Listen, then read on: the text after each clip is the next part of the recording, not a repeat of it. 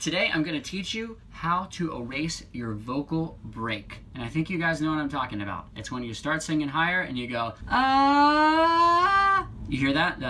That little bad sounding jump thing. Sometimes people do it for fun, like, man, these kind of things. But generally, you don't want it to happen, right? The first thing we need to do when erasing the vocal break is to understand what this vocal break is, okay? It's not actually a vocal break. So your vocal cords are just closing like this, okay? There's not actual break where it's like, here it is, break, and then that doesn't really happen. It's just all, okay? So what's actually happening is the resonance of the frequencies changes, and it always changes in sort of the same kind of area for guys. For girls, it's a little higher up, but it's about a step and a half up from where it happens for guys, for the average girl. So for guys, it's from about E to G sharp is generally where this vocal resonance has to change. So the sound wants to resonate in your head instead of in your chest. Now, first, I'm gonna do some whistling. So if you can whistle, you should physically feel this, okay? And if you don't know how to whistle, then I've got a whistling tutorial. Check out my channel. It's called How to Whistle in 3 Easy Steps. So if you whistle a low note like this, so this is a pretty low note, you should feel it kind of resonate around this area. And if you whistle a high note like, you'll feel it much higher in your head. The top of your head will start to vibrate. So if you can do that, whistle a low note,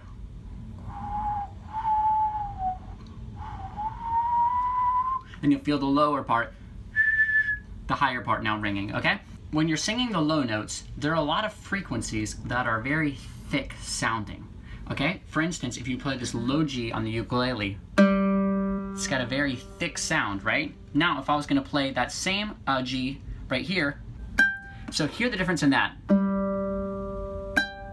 So that is much thinner sounding, right? So why is it thinner sounding? It's because the higher that the notes go, the more of the low frequencies that drop out, and that physically has to drop out in order for you to sing higher. You need to get rid of some of those frequencies that resonate in your chest. This is a G right here.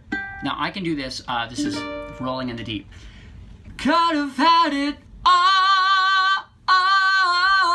So there, I'm singing the note, right? But it's really thick. So I'm not going to be able to keep going that much further up beyond that. That really thick, that's very chesty sound. Ah! Okay, so now what I need to do is I actually need to let that sound resonate in my head. The best way to do this is to start with everything, start higher, and then work your way down, instead of what most people do, which is start low and work their way up. Start high, work your way down. So, this is a much more free feeling. I'm not having to squeeze and pull up this chest sound, but some of the frequencies are missing, but that's a good thing, okay? Because the higher you go, you need to drop those frequencies out. So I'm gonna start at the original key, original guy key that I normally do it in, which is E minor. And now I'm singing, that note is an E.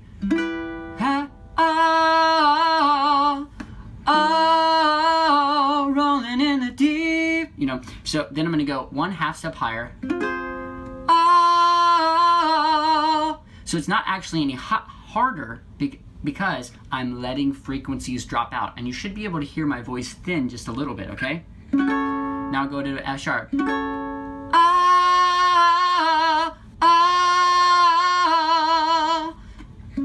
So that's the F sharp. So now we go up to that G, which is starting to get up to the higher range for the guys, okay? And now you hear the frequencies drop out even more.